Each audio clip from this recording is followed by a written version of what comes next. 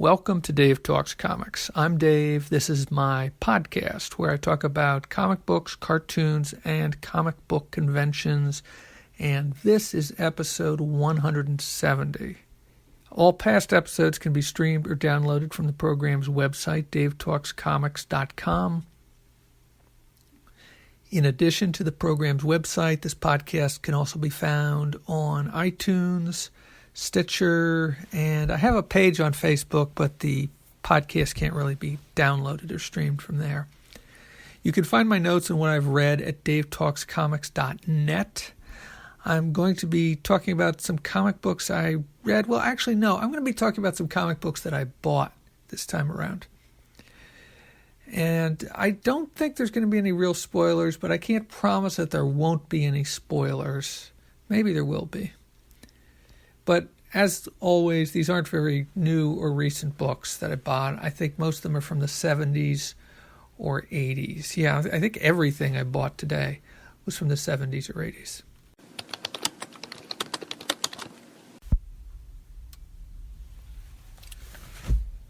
I'm not sure how to begin this, but here goes. So it is January 4th, 2020. I've been reading a lot of Captain America lately from the early 80s, from when J.M. DeMatteis was writing it. I know I've written about quite a few issues. I think I've posted through what I've written through about issue 280 at this point. I started around issue 257. And I've discovered that there's an issue that I don't have, and it's not an issue of Captain America, but it's an issue that features Captain America, and it's an issue that's written by J.M. DeMatteis, although the art is not by the regular art team on Captain America of Zek and Beatty. And I'm blanking on who it was right now, and I don't have that information in front of me. So I wanted to get this issue because there was actually references to events in there. They mentioned it in the letters page, and then there's references in the notes, in the editor's notes, in I think issue 281 to stuff that happened there. And vague references, not really clear references, but I want to read it. I want to include this as part of this read of this run of Captain America. And the other thing is I enjoyed that Captain America Spider-Man team-up from, did I even say what the issue was? I'm not sure. It's Marvel Team-Up number 128. Of course, Marvel Team-Up is Spider-Man's team-up book, so it's Spider-Man and Captain America. And I believe Bernie Rosenthal is also in there, and also S.H.I.E.L.D. agent Gail Runsiter. And she shows up in issue 281, I believe, of Cap, as well as a few other issues before that. So I want to read this issue. I'm not sure it's going to be great. I of course, it's got a different art team. We'll see what they do. I want to say Al Milgrom was one of the people in that, although whether he was the penciler or the artist or the inker, I'm not sure. So there's a show, a small show, so this comic book is not available on Comixology. It's probably available illegally somewhere. I looked to try and buy a copy, through the mail, through getting it mailed to me. But that would cost me at least $5.50, I think, was the lowest price I could find for just buying that one issue. I think about $2-3 was as low as I saw the issue for without shipping, and $5.50 with shipping. So there's a local show today at a firehouse in Annandale, Virginia, which isn't too far from where I live. It's half hour, 45-minute drive, depending on the traffic. So I've driven over there. I'm about to go into the show. I'm hoping to find some issues. I'm hoping to find that issue of Marvel Team for a reasonable price. I mean, $2 or $3, as long as it's in nice shape, I'd be okay with. And I'm also hoping to find the issues that I'm missing, which is 5 of the 6 from the Project Pegasus storyline from Marvel 2-in-1. I have issue 56, which I believe I bought the last time I was over here in Annandale for one of these shows. So I'm missing 53, 54, 55, 57, and 58. And I've read the first 3 on Marvel Unlimited. But I want to be able to read the bullpen bulletins page and the letters page and see if there's anything of interest there, and maybe some ads that kind of interest me. So I'm going to go into the show and probably look around for an hour or so. I know at least one dealer who I've bought stuff from before, Jason Hamlin, including at this show here, including at shows in Baltimore and at Heroes Con. I've bought stuff from him. I think he's from like the Richmond area. And he usually has a pretty good selection of stuff. It doesn't mean he'll necessarily have the issues I'm looking for, but maybe if he doesn't, somebody else will. I remember getting some issues of Marvel 2-in-1 the last time I was here. I don't recall if I saw any Marvel Team Up. But it's a cool kind of cover because it has a photograph. I think it's a photograph cover. Or maybe I don't know. If I get it, I'll talk about it. Maybe even if I don't get it, I'll look it up online and I'll talk about it. But I think I'm going to go into the show right now. Okay, I am back from the show. Back as in I'm back in my car. Have not left the parking lot yet. So I'm sitting here in my car, and the one thing I went in for, I found it within 5 minutes, but I ended up spending an hour and a half in there. So I found Marvel Team Up number 128, featuring Spider-Man and Captain America. It was drawn by, let's see if I can remember, Kerry Gamble and Mike Esposito. So no Al Milgrom on this, and it does have a photo cover. It's like a picture of New York, but not the whole city, just a building. I don't know if maybe... Is it the building that... I don't know, maybe it'll be explained inside the issue. But there's a picture of a building. There's a building on the cover, and then there's Spider-Man and Captain America on the cover. And I don't just... in the corner box, too, but also on the cover. And it's obviously photos, but I don't think they have been... They're not in front, unless that's a picture that they're standing in front of, maybe. I don't know. I'm not sure. Anyhow, this is the issue I wanted to read so I can be up on what's going on with Captain America in this era, and because it was written by J.M. DeMatteis. So from that same dealer, and that cost me $1, which is very reasonable. I was looking on mycomicshop.com just now, and from what I can see, it's they want $2.40 for it in very good condition. I'm not sure exactly what condition this is in, but I'm pretty sure it's at least fine shit condition, or fine minus. Yeah, so $2 seems like a reasonable price. Okay, the other things I found were an issue of the official handbook of the Marvel Universe, the deluxe edition that I don't have, issue number 4, which has from Doctor Strange to somebody whose name begins with a G, but that corner of the cover is folded up, and I don't have it out of the bag, so maybe it's Gamora? I don't know. It looks like G.A., but I'm not sure who it is. Anyhow, I found 2 issues of Green Lantern, issues 123 and 124. This is the original Hal Jordan Green Lantern series. I have like 125 to 130, I think. In fact, I read them and I wrote about them on my blog, DaveTalksComics.net.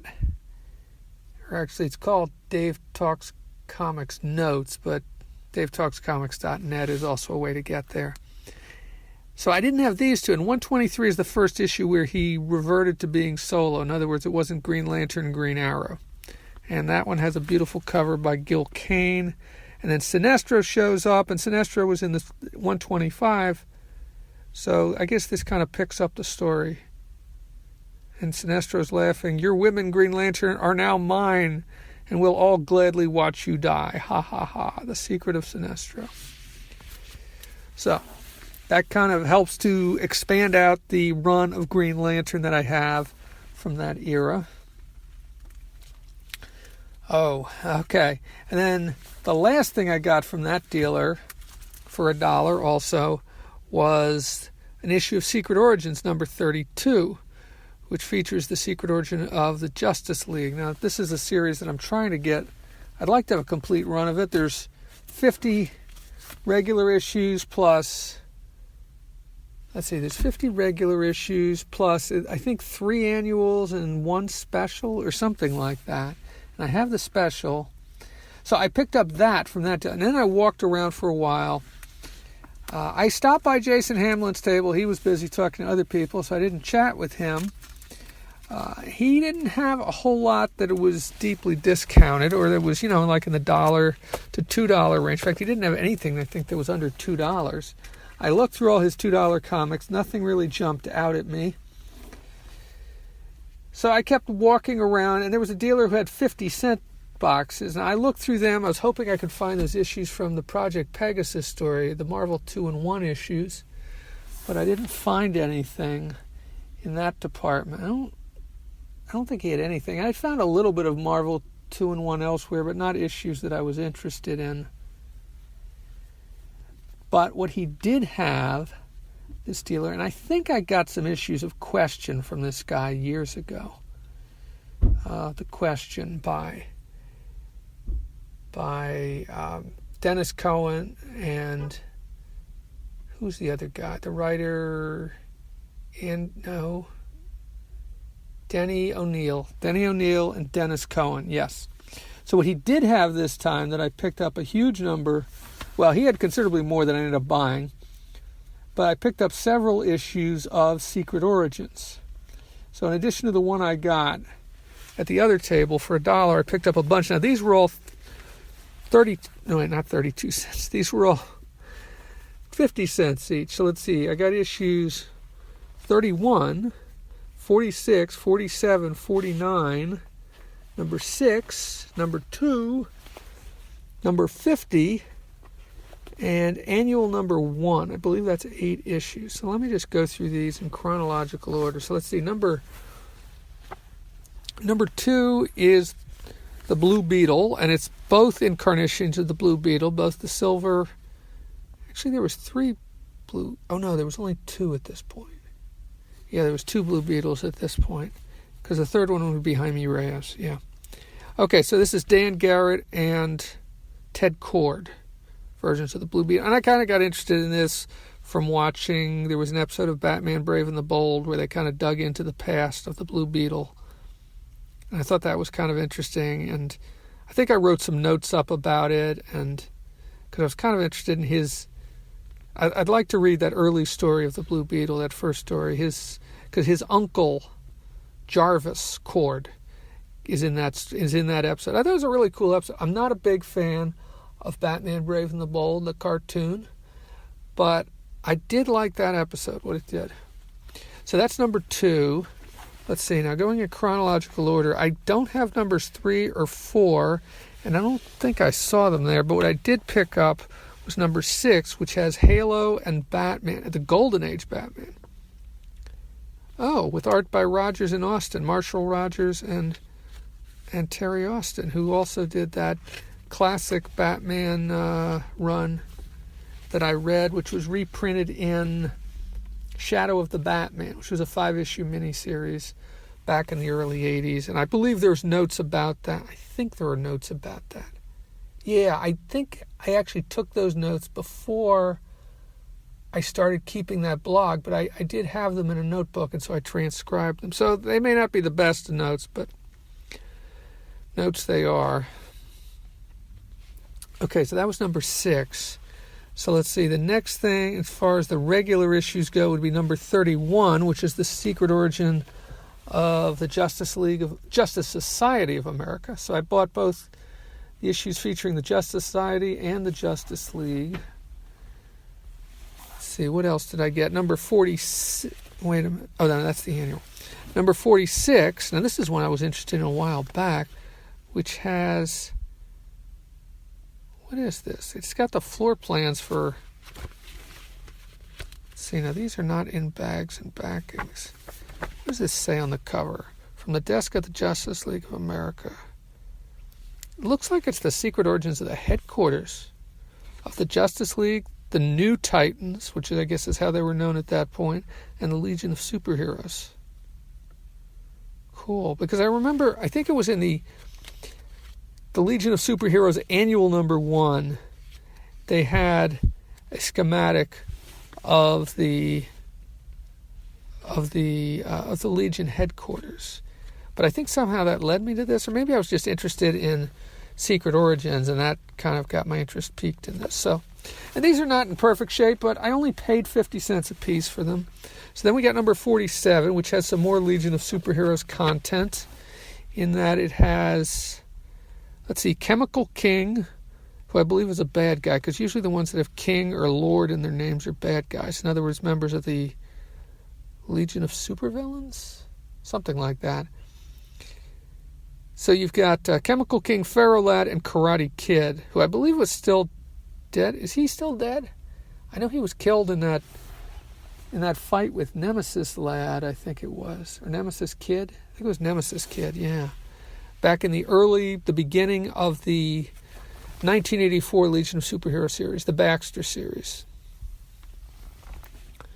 Then we have issue 49, which has Superman from the pages, the Newsboy Legion, and Bouncing Boy, and the Silent Knight.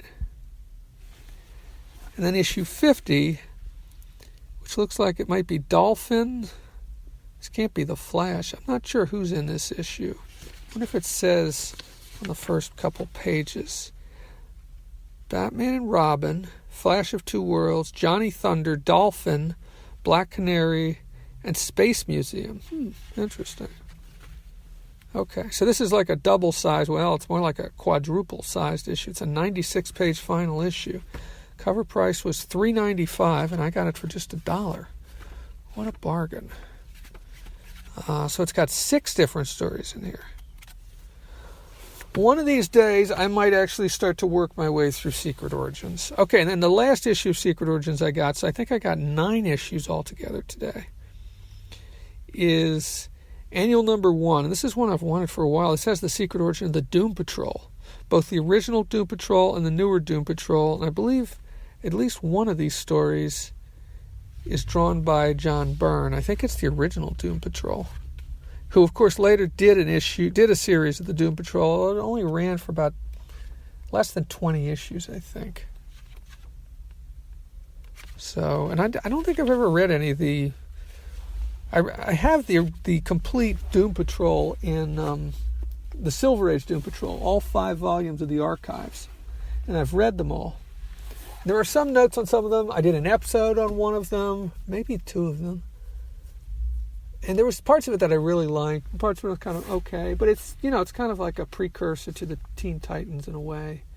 Or the new Teen Titans, at least, because of their links to what's his name? To Changeling, who, of course, at the time originally was known as Beast Boy, and then later reverted to the name of Beast Boy. Okay, so there's 4 more comics I got. So this means I've probably got at least close to 20 comics. I think at least 15 or 16 comics, maybe not quite 20. So I mentioned that there was that issue of Captain America number 281 had references to Marvel Team Up number 128, and actually they'd also mentioned it in 280 as well at the end, and that's why I wanted that. But Spider-Woman also, Spider-Woman appears also in issue 281. And she's supposed to be in the next issue, but I've only just started to read that. I mean, I'm like 2 pages into that. And I would have read the whole thing, but I was on my way home, so I'm on the train, and I pulled it out at the last second and started to read it, and I knew I wouldn't be able to finish it, but figured why not. Anyhow, in issue 281, Spider-Woman has this run-in with the Viper, who's like the villain in this, I think it's a 3-issue arc of Captain America. The Viper, who was originally known as Madam Hydra, and I believe who first appeared in an issue of Captain America somewhere in the early 100s. But she had appeared in a story in Spider-Woman, and there was references made to that. And so I looked that up, and the deal there was that apparently the Viper had somehow become convinced that Spider-Woman was her daughter. And the way they kind of put it is that Morgan Le Fay had something to do with it, so I kind of got interested in that, so I looked those up, and then I really liked one of these covers, the issue to number 42, so I picked up 42, 43, and 44, and these are the issues that, these are the only issues of Spider-Woman that I have, she's appeared in a few other things that have, well, at least one other thing I can think of. She appeared in at least one or two issues of X-Men in the late 140s in a story that I bought and read not too long after it first appeared. It was first published. So I figured, why not? Let me get these. These are 50 cents a piece. I'll read this story. It's connected to the Captain America story. Maybe I'll take a break from Captain America, or maybe I'll read this after I finish off this story with the Viper. I'm not sure. But it's, so we'll see. This is drawn by Steve Leialoha, inked by Bob Wyacek, whose inks I've seen on other things. And the writer is Chris Claremont, the writer of the X-Men. So I have hopes for this. I'm not sure if I should say high hopes, but I have hopes for it. But I've never read any of this series, of this Spider-Woman series, which was her original series. I don't think it's... no wait, it has been collected, because I was looking into this, because these issues are not available on Comixology. There are a few issues available on Comixology. There is a Masterworks of like the first 10, 12 issues, I think. And I think she first appeared in another book, something like Marvel Premiere or something like that. And then she got her own book. But there are, I believe her entire series has been collected in an Essential, 2 volumes of Essentials. But of course that's in black and white. So that's basically, hold on. There's one more comic. So that's it for the Marvel comics. But there's one more DC comic. And that is in these 50 cents boxes. I couldn't believe it. I found, hopefully it's intact now that I think about it. Maybe I should have been worried that there would be a page missing or something. But I found the second part of Whatever Happened to the Man of Tomorrow, Superman number 423. I picked up the first part, which was in an issue of Action Comics, and I cannot remember which issue it was of Action Comics, but I found that at SPX in either 2018 or 2017. I want to say 2017, but I'm not certain on that. There was some guy, was it Frank Santoro? Somebody like that, with like a bunch of old comic books in a box, and they were $1 each. And there was like the 500th appearance of Batman in Detective Comics, and I bought that. Actually, I was about to put it back, and then somebody's like, "Oh, that's a really good issue." So I bought it and I read it, and I think there are notes about that on DaveTalksComics.net. And it's one of those issues that was branded as an anniversary issue in 1982, 83, something like that, along with like Legion of Superheroes number 300, Wonder Woman 300, the 45th anniversary or something like that of Superman, which was Action Comics number, I think it was 544, which is the issue that debuts the new looks for Brainiac and Luthor, Lex Luthor, of course. So now I have the complete story, so I can read the full thing. So this is another thing to put on my reading pile. So that's it. That's everything I got, and I didn't spend that much. I spent $2 to get in, and then it was $5 for the first set of books and like $5.50 for the second set. So I spent $10.50, $12.50 altogether for less than 20 comic books. So the only thing I'm concerned about is maybe I bought a few too many issues of Secret Origins. Yes, I could have bought more, but I don't know. Somehow I feel I should have put at least one of them back. So I think that's going to do it for now. Before I wrap up this episode, I just wanted to talk about a couple other things, maybe make some updates on a couple things that I mentioned earlier in the episode. First, I started to talk about an earlier story with Captain America and Spider-Man, and then I kind of got distracted and I went off on a tangent and I never got back to that. I was referring to the story from Captain America 265 and 266. This was the story where Spider-Man and Cap teamed up to fight Sultan. Let's see if I can remember what Sultan. That's an acronym just like SHIELD. In this case, it's something like Supreme Unlawful. It was something really silly. Yeah, you should check it out. And actually, that story was actually included in that Mike Zeck artist edition, I think, that they did a number of years ago. But I really like the story. It's not a real serious story. Unlike most of the other stories from that era, it isn't written by J.M. DeMatteis. It was written by David Anthony Kraft. And I'm not sure if there's any others of his stories that I love as much as I love that one. But it just seems like a really fun story. The other thing I wanted to say was that the issue of Action Comics, the first part of Whatever Happened to the Man of Tomorrow, I did buy that at SPX in 2017 from Frank Santoro. And that is Action Comics 583 is the issue number. So that's it for episode 170 of the program known as Dave Talks Comics. It can be found at davetalkscomics.com as well as on iTunes, Stitcher, and maybe SoundCloud. You can keep up with what I have currently been reading at davetalkscomics.net and what I've been watching at smallscreenscrawls.blogspot.com. I usually update those blogs on a daily or weekly basis, and they're pretty up to date as I record this right now.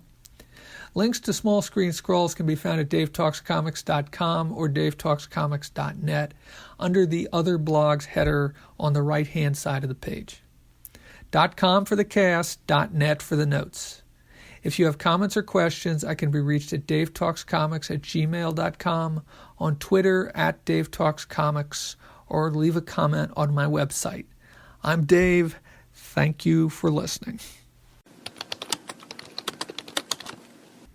Testing.